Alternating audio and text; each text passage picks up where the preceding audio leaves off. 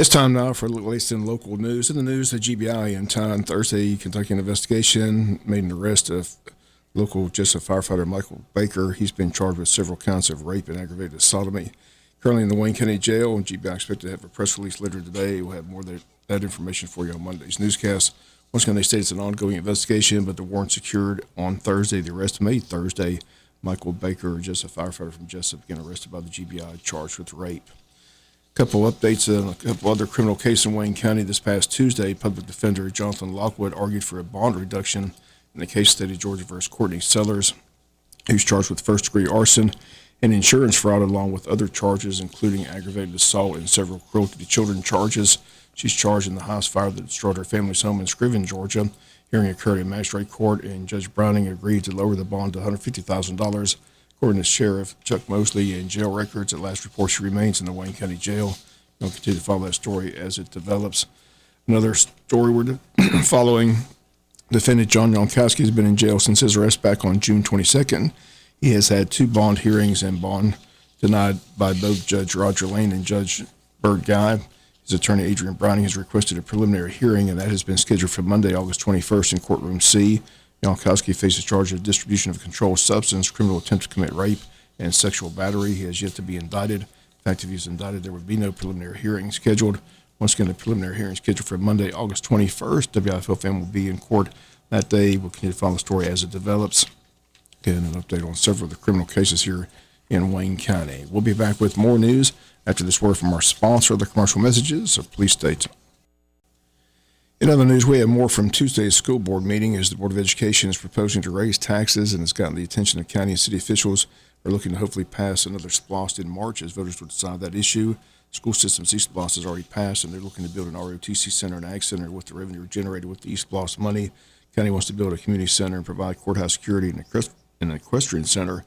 And cities voted in Scriven and Jesup all have their wish list as well. What they need that SPLOST to pass in March.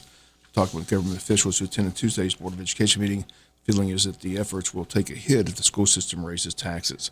Here's more from Tuesday's school board meeting and the conversation about the millage rate and raising taxes. School board member Todd Wise asking if that's the right course of action.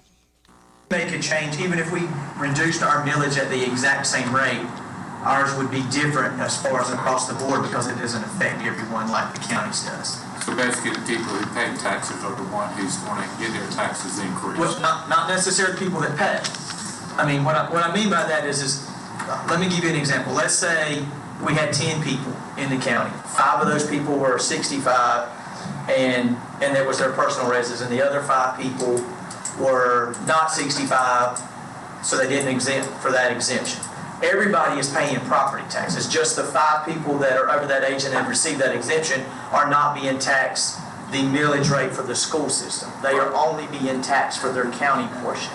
The other people are being taxed both the county portion and the education millage rate combined. But would it be beneficial if we work with the county and the school together for the taxes to coincide, to not keep our property taxes and our school taxes going up by rolling back versus partial rollback?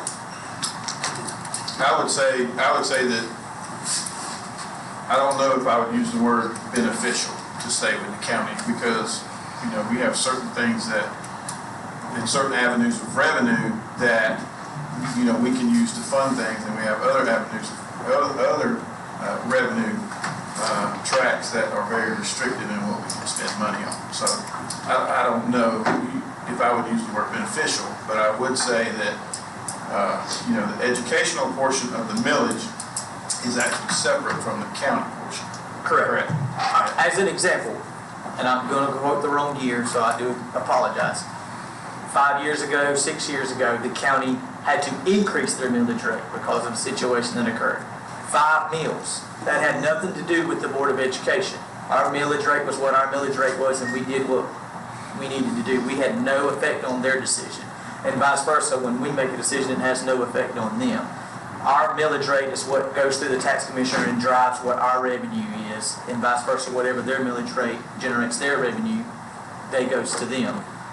Our percentage of tax revenue compared to our whole budget is probably less than 20%, probably.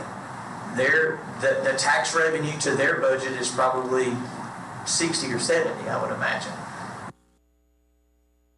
And once again, that part of the discussion this past Tuesday, the board's proposes reduce the millage rate from 16.56 to 15.939. When the ISO state anything higher than the calculated rollback rate is considered a tax increase. And due to that, they have to have 3 public hearings on the issue. The first 2 of those public hearings are scheduled for August 15th, the first at 8 a.m., second at 6 p.m., all the meetings at the Tech Center. Third and final hearing on the proposed millage rate and tax increase is set for August 22nd at 5:30 p.m. before a regular school board meeting at 6 p.m. the same day. And demand for them continue to follow the story as it develops. We'll be back with some final news notes after this word from our sponsor, the commercial messages, so please stay tuned. Final notes and news, tickets still on sale for tonight's concert featuring gospel music's male vocalist of the year, Jason Crabb. He'll be at the high school auditorium tonight for the show. Doors open at 6, showtime at 7. Tickets are $25. Some of the tickets available at Sheffield's and Mine and Yours Boutique in downtown Jesup. Again, that's Jason Crabb tonight, high school auditorium. Once again, doors open at 6, showtime at 7 p.m. Hospice of South Georgia selling tickets to their fundraising event entitled Market to Midnight. It's set for Saturday, August 26th from 7:30 to midnight. With the band 6-Piece Suits performing, the event to take place at the Wayne County Farmers Market at 533 North 1st Street in Jesup. Tickets are on sale for $15 each. Night will include some silent auction items, food vendors, dancing, with all proceeds benefiting Hospice of South Georgia. Need more information or a ticket, contact Kylie McGregor at 912-588-0080. The Wayne County Board of Tourism's inaugural Touch a Truck event takes place this Saturday in downtown just from 9 to 2. Features heavy equipment, emergency vehicles, tow trucks, bucket trucks, along with food and information booths, all where kids can see them up close. The event will be centered around West Walnut Street between North Macon and Northeast Broad Streets. Streets will be closed to vehicles. First hour of the event will be a quiet hour for sensory-sensitive children. During this time, no sirens will be used. Visitors are encouraged to shop local businesses in the downtown area for back-to-school supplies. Again, all takes place this Saturday. Heather Altman will join us on the Butch and Bob Show to give us all the details. But again, that's from 9 to 2 Saturday in downtown Jesup, the inaugural Touch a Truck event sponsored by the Wayne County Board of Tourism. And Garland Favorito, co-founder of Voter Georgia, will be speaking Saturday at the Altamont Steak and Seafood. That event gets underway at 11 a.m. at the Altamont Steak and Seafood at 362 North 1st Street in Jesup. And that'll do it for latest in local news. Sports comes your way in a few minutes. Bob Morgan, have a great day.